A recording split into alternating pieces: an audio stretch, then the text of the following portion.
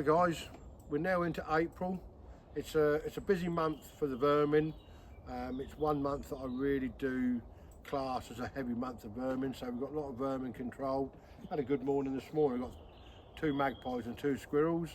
We're also, it's a month where we do a lot of pen work, getting all the release pens ready, so all the wire, pop holes around the pens are all done, and leave the rest of it to later on. We had quite a bit of administration work, ordering food, chicks, getting poult dates, and also we've got a clay shoot coming up in June, so I've been ordering clays for that, so onwards and upwards. There's a nice captures 3 in there this morning. Moved this trap here about 4 days ago, baited it up straight away, come around here yesterday afternoon and set it, and then got 3 in there this morning. So without trying to glorify things, that's what I call a successful morning. So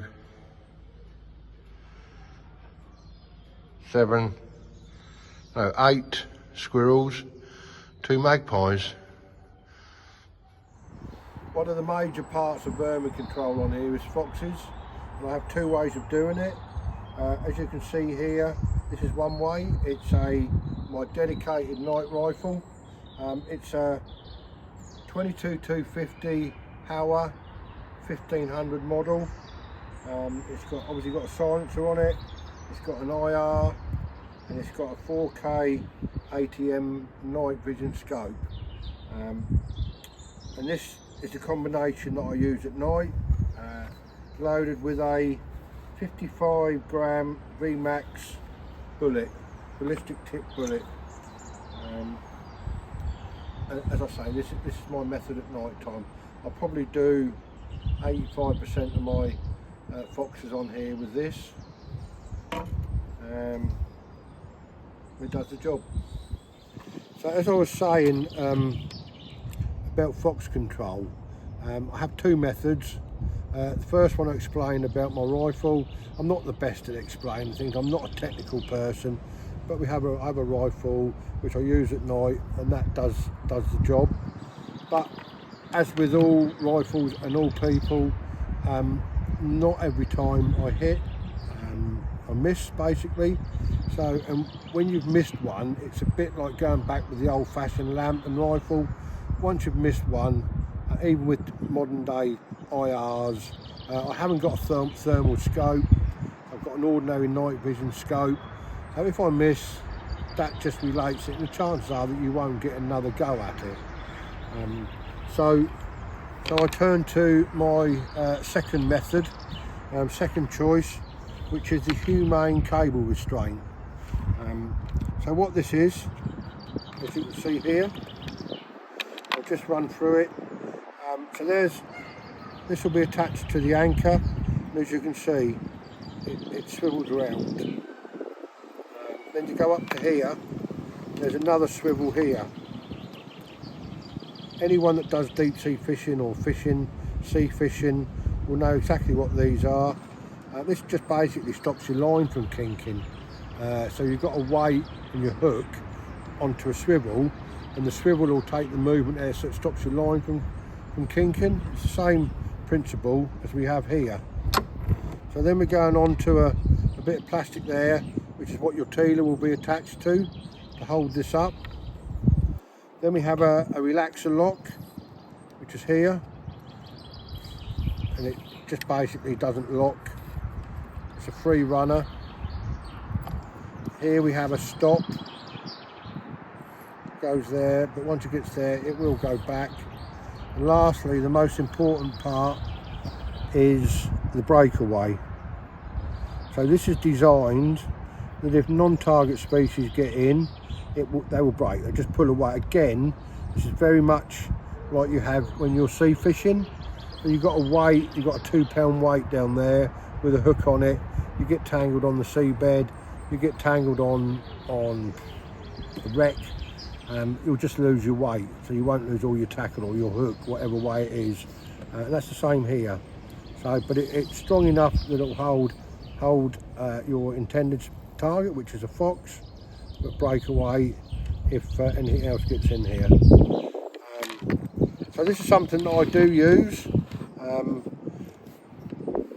because in my opinion it's very important. Doesn't matter whether we're on a shoot or wherever, it's very important that you control foxes. Foxes are a devastating animal in the countryside, especially nesting time, which we're in at the moment.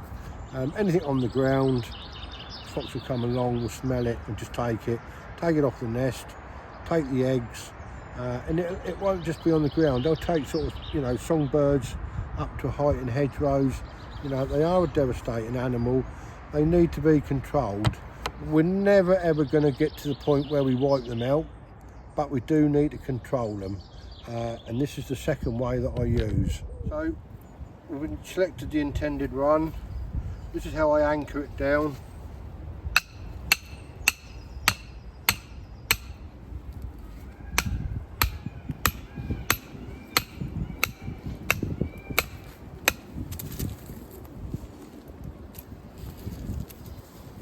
The teeler.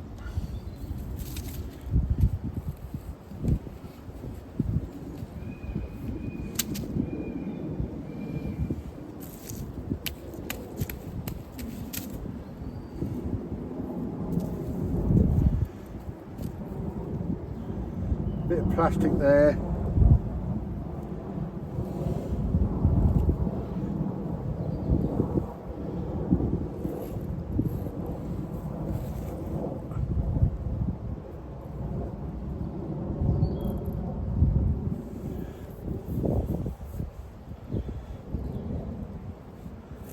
So that to me now is set in the perfect situation.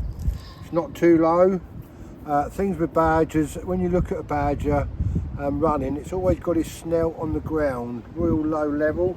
So if a badger comes along here, that'll go underneath it and tip it up, and the fox always runs with its head sort of like sitting up a little bit, getting a smell of what's around here. That should take there, but that there, the anchor is in the ground, so it can't tangle. And the other things about belt using the humane cable restraint is it's got to be set in a situation where it cannot tangle with anything. So there's no bushes, there's no trees, there's no roots or anything here. It's just stinging nettles.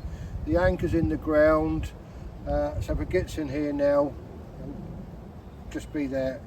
And having used these before, you know, they are very important in a gamekeeper's tools to control foxes. Something that I don't use all the time, but I do use it in situations where, like I say, we've either missed a fox and it's gun shy or lamp shy or IR shy night time, or we're in a situation where you just cannot let a rifle off because of the situation that you're in, the surroundings that you're in. So this is the other method that I use.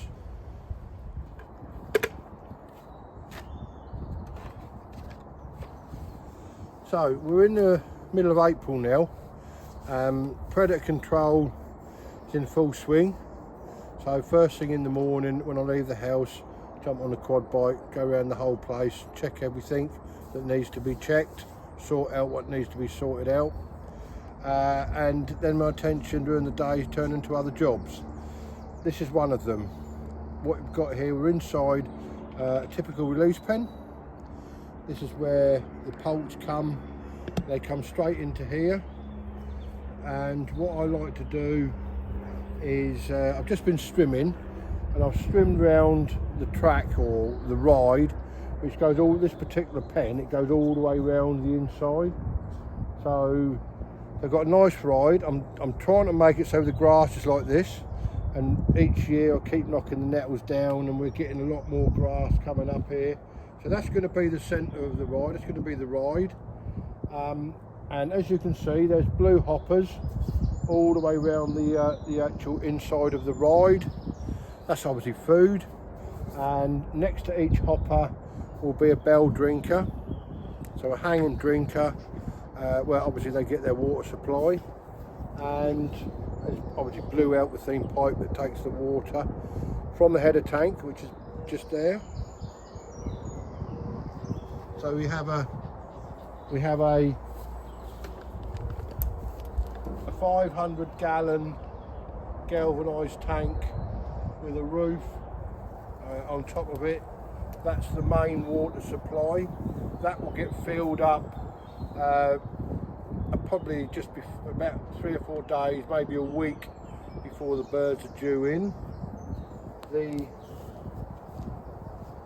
blue 200-litre tank is that's where the cleaning agent for the pipe will go into. So I'll put probably half of that, fill it up half, so it'll be 100 litres in there.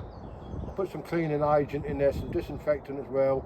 That'll flush the pipe out, get all that clean, then clean the tank out and fill it up with fresh water. So there's 200 litres of water there. That's there for emergencies, which hopefully we don't get any, but just in case we do, that's the way I treat birds in the pen. That's the medicine tank, if you like. So that's got plain water in. God forbid that we get any problems, but if we do, I'll ring up the vet that I'm using, send them some birds off, or take some birds up there for a post-mortem. They come back with the results. Hopefully they give me the prescribed medicine that I will need to clear the problem up. That goes in there, and then we take this pipe off here.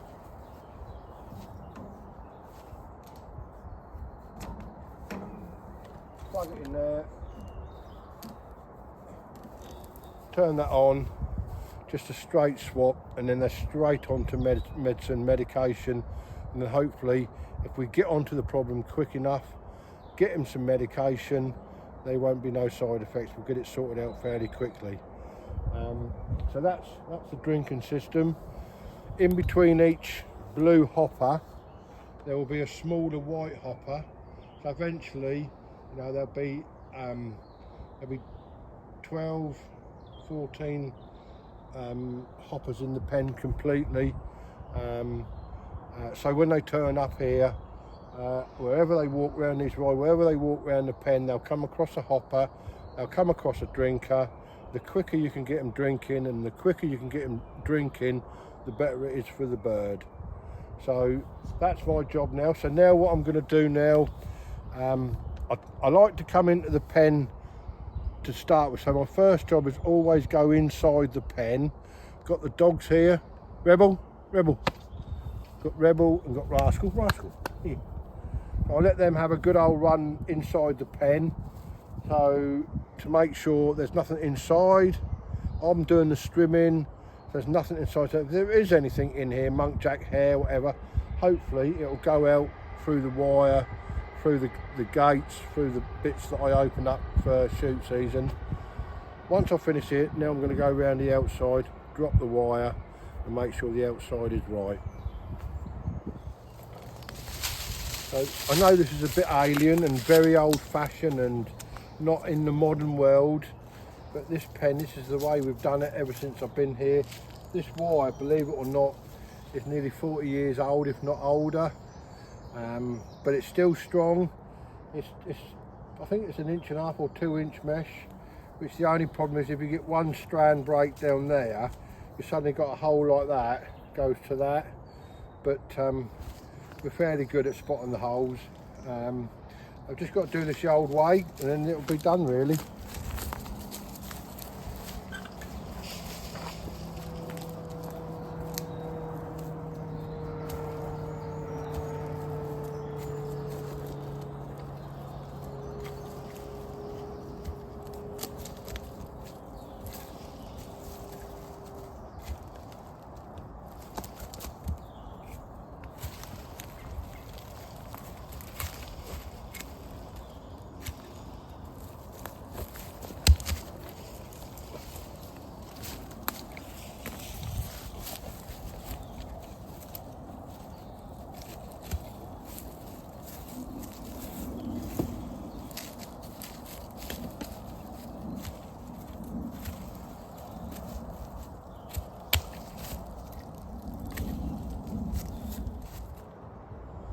So this is a sort of like a typical pop hole that I like to use on here.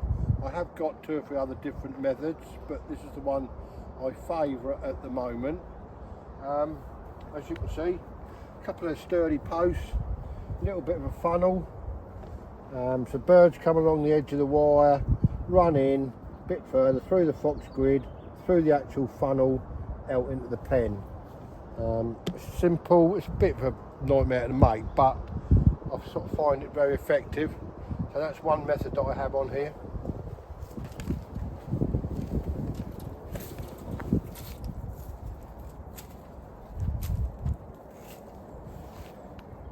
So you're probably sort of like looking at these bricks here. So this pen was one of the original pens when I first come here.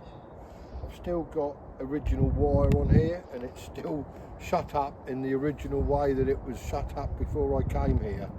So not the most modern of pens, and the method is still the same way that I used to do it, or they used to do it before I got here.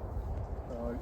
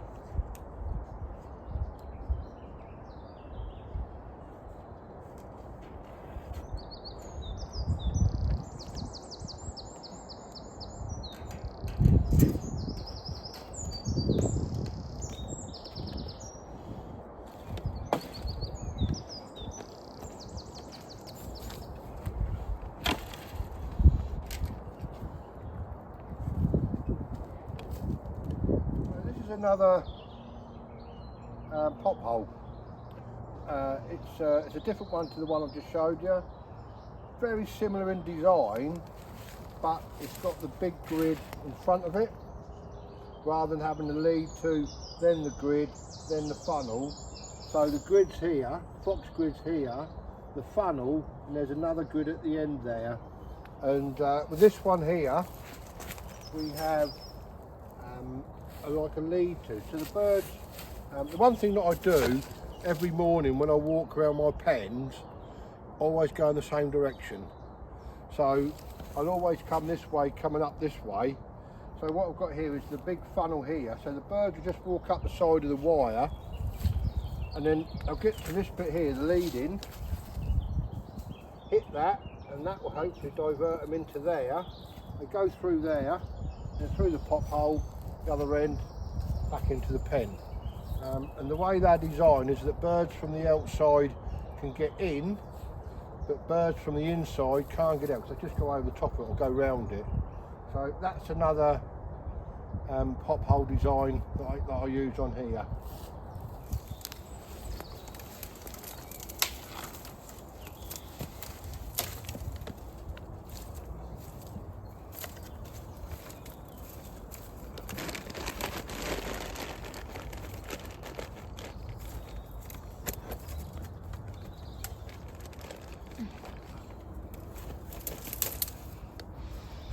So that's one of the last jobs done for the moment. Just blocking the pop holes up now. There's nothing worse than you think everything's all done. You leave the pop holes unblocked, come back in a month later or 2 months later when you want the pen.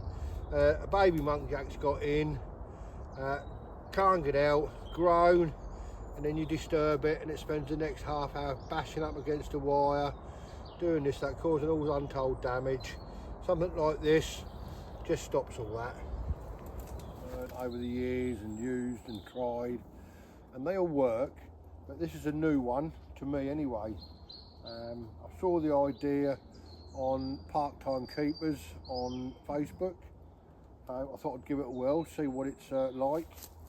As you can see, like in the background here, that's sort of like my fox squid, and it's about 18 inches off the ground. So basically any pheasant on the inside of the pen just walks around the pen and obviously can't come out. That saves having a funnel on the inside of the pen. So as the birds come along the edge of the wire wanting to get back in again, they'll come up to here, hit this, it'll force them to the edge of the wire, they'll go up the plank and then drop in the pop hole or drop in the grids, fox grids or whatever you want to call it. But I might have to put a little bit more of a funnel here, I don't know, and I'll certainly have to re-route the electric fence wire a bit because it's out here quite a way here, so I'll certainly have to redo that. But at the moment there's a new pop hole, and time will tell. So we've had a delivery today, and it's to do with the game covers from Oakbank. So this here is just maize, which is obviously goes part of the covers. And this one here, we've got wild bird cover, but I've also got some new seed this year, because 3 of the blocks that are wild bird cover blocks are getting absolutely overrun by foxtail millet and barn grass, and because of the seed that's in the original mix we can't spray it out. So I've spoke to Oakbank and they've now given me a cover that's compatible to the scheme that we're in, but we can spray it. Which is a good thing, because if we don't do nothing with these invasive weeds, they're just going to literally take over the whole block. And what happens, you go to a block of cover about August and it looks really nice, grass up here like this, but it swamps the stuff that we drill. And then you come to October when you really need it, first sign of a frost, bang, it all goes down, you've got nothing, no cover there at all. So we've been given some new seed which we're going to drill and hopefully start to try and combat this invasive weed. I do all the drilling. If we use it on the shoot, then I do all the drilling, and the farm just come along. I mean, like, the farm gets the plots all ready, plough it, cultivate it, power harrow it down, get it ready for drilling. Then I come along and I drill it. Then they roll it, it gets sprayed, then top dressed, and hopefully from there onwards it should come up and should be, start growing properly. I mean, last year was a disaster year for the covers. Once we drilled them, it just never stopped raining for about 3 weeks, and I think it just drowned most of the covers. The temperature went cold again, and they just struggled to get over it. And come winter time, we had some of the poorest covers ever. So hopefully this year we'll learn a little bit from last year, we'll get it right, and we'll have cover to die for. That's the plan. So this is not part of my job, but something that I do, represent Essex region at the NGO. We've been here since 12 o'clock, midday. It's now 6 o'clock. In an NGO committee meeting, just talking things over, chewing things over, hopefully looking out for the gamekeeping fraternity.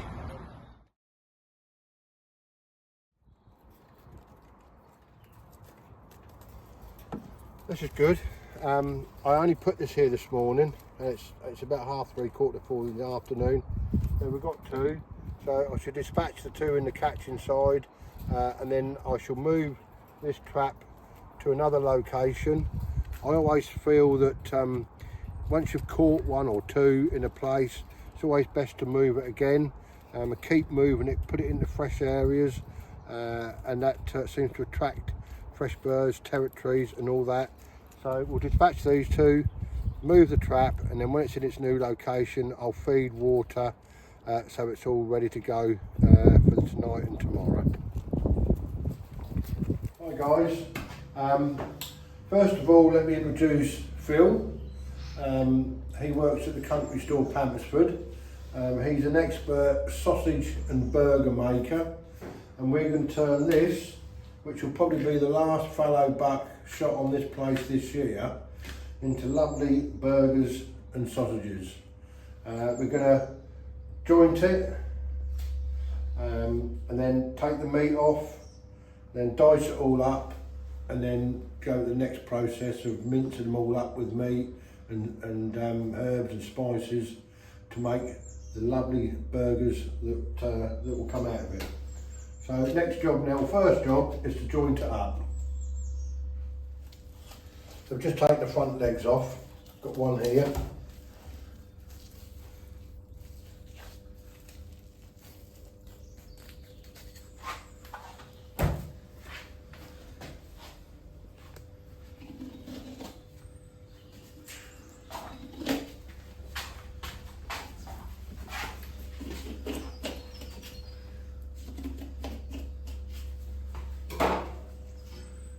So that would be, it's just going to be waste, or it's just going to be... That'll be meat. I'll take all the meat off.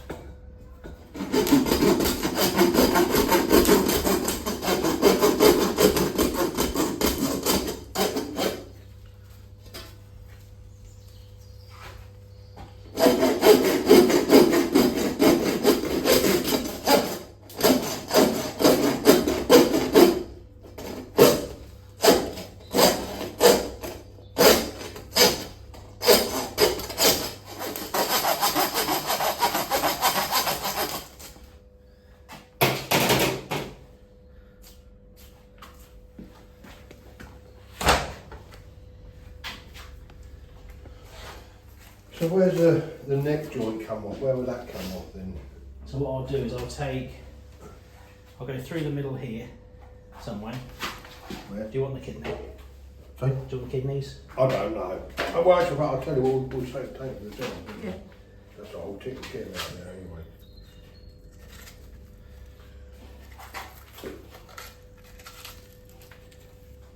Is that one?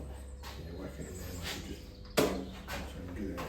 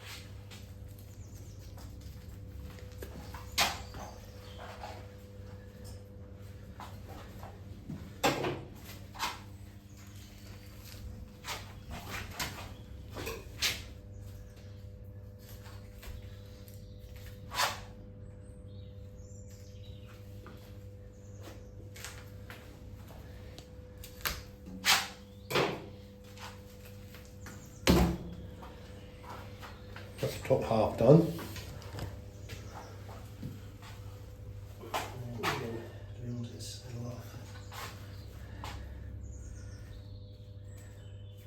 Just whack it into the burgers and sausage. If we take the belly leg off.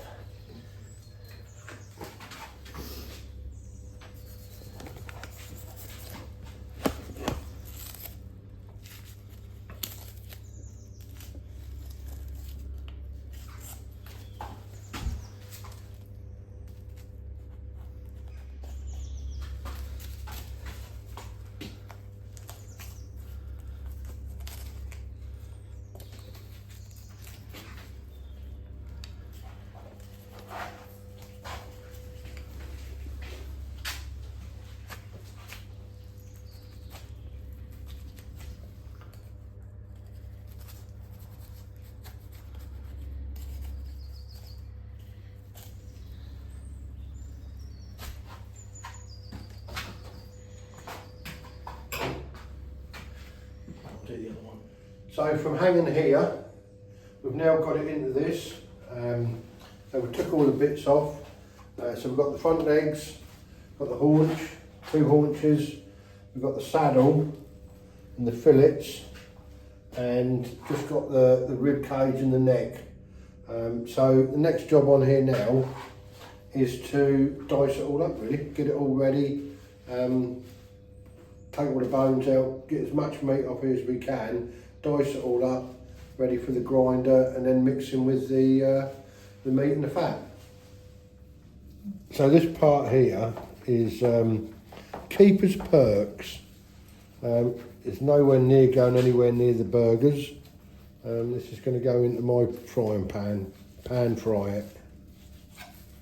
Look at that, look. There's a finished piece. Lovely. Thank you.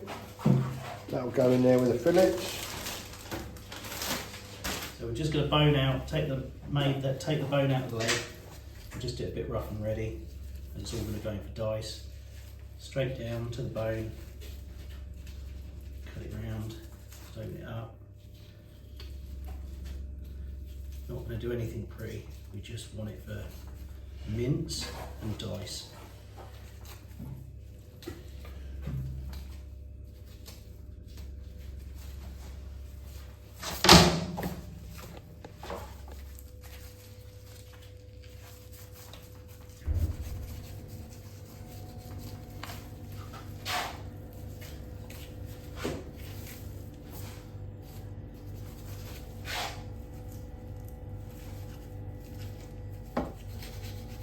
Leg bones out with all the joint and everything. Chuck that for the dogs. And we'll just break it down in between the muscles. We'll just give it a bit of a clean up.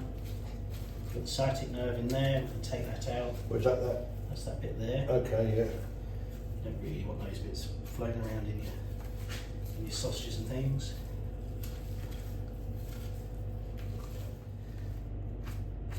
Lymph node in there we're going to take out because you don't really want that in there either.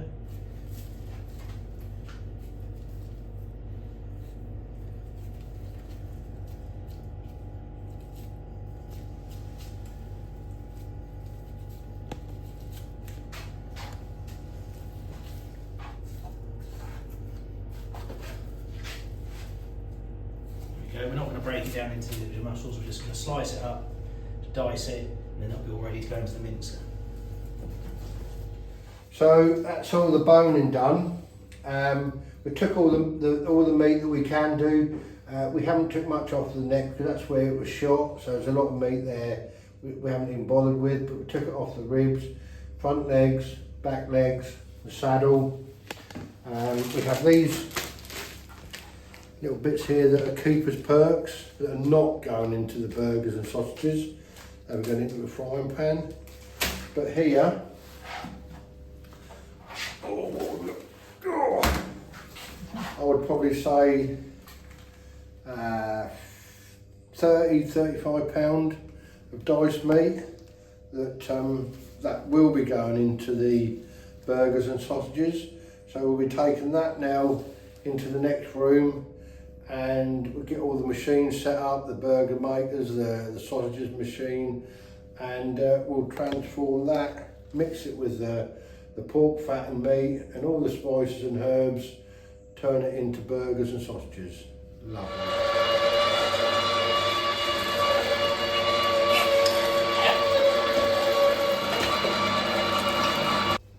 So that's the all the venison minced. Probably about 22 kilos. So we're now mincing the pork belly fat. So we're going to mince all that up and get that all done. What would there be there? Probably It's about 12 kilos, I think now. 12 kilos, roughly 12 kilos of belly fat. And we'll get that all done and we're getting there. So what we're doing here is we've got the mince, got the pork fat, mince, venison mince, and more lean meat than fat in this one here. These are the mixes we're going to be putting in there. So there's the burger mix, and here we've got the gluten-free smoked garlic and venison sausage mix. So that's going into sausages, that's going into burgers. So right, so we've got our ingredients weighed out. We've got about 80% venison, 20% belly pork. We're going to whack it in the mixer because it's easier than mixing it by hand.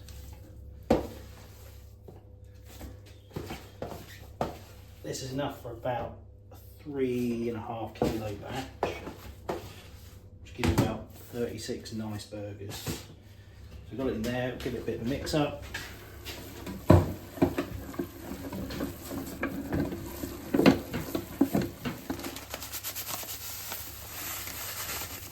This is my favourite one, it's called Jubilee. It's got bits of onion in, there's loads of nice things in that. smells nice. Give that a bit of a mix up. And then add in the water. We won't put all of it in, we'll give it a mix. You can feel that it's changing, but you just want to sort of check it. The texture of the meat will change slightly as the salt gets to work on it. Right. And then you just check it's all mixed in. Yeah. It looks pretty well mixed.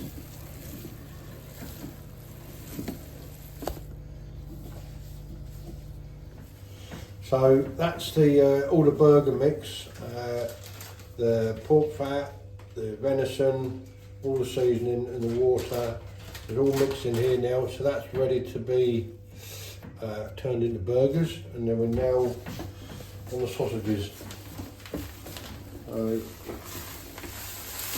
It's pork and apple. A little bit of water. Mixing it all nice and thorough. I finally found something that I'm good at. Feel like Windy Miller.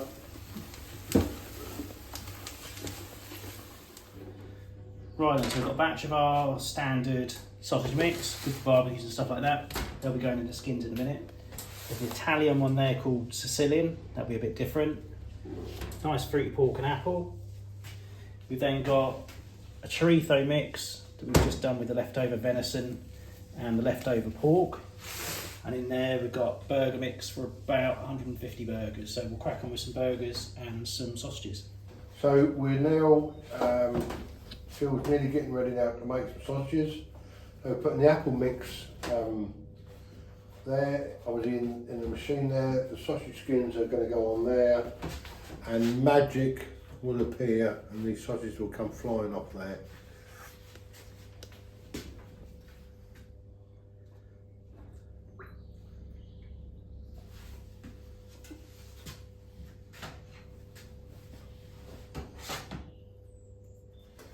So we're now getting very close to making the first sausages. We've got the cylinder that's full of, is it the apple mix? Apple mix in there. Yeah, in there. The skins are about to go on here, and soon we'll be producing sausages.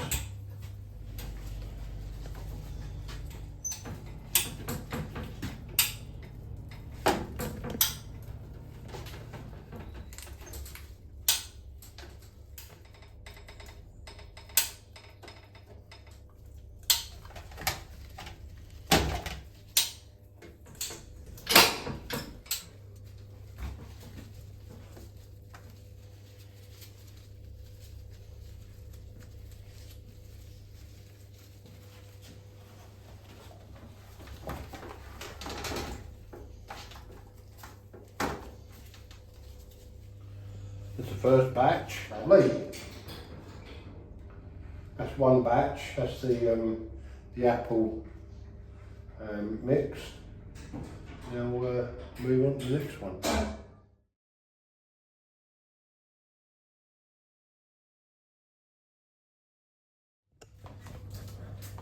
So we're going to do 125 grams of burger mix per burger.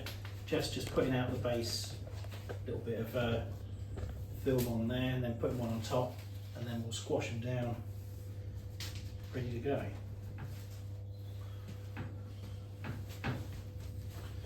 get all the very important jobs. Very important, this job.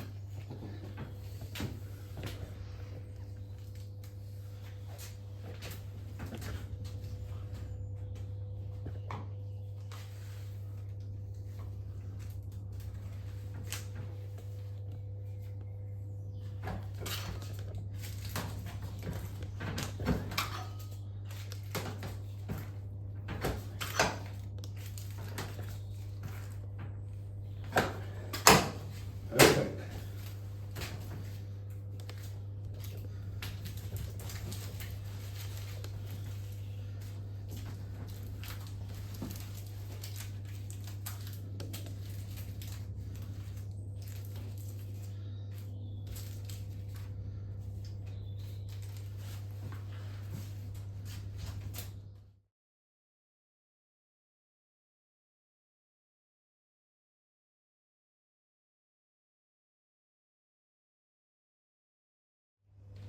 So that's it.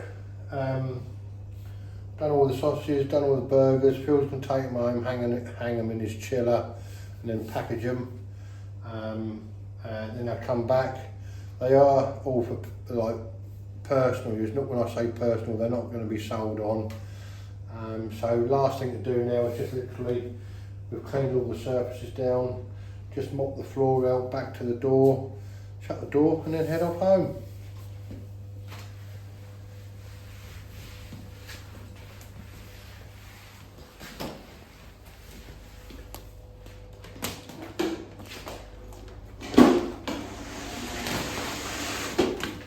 Just like when I'm at home.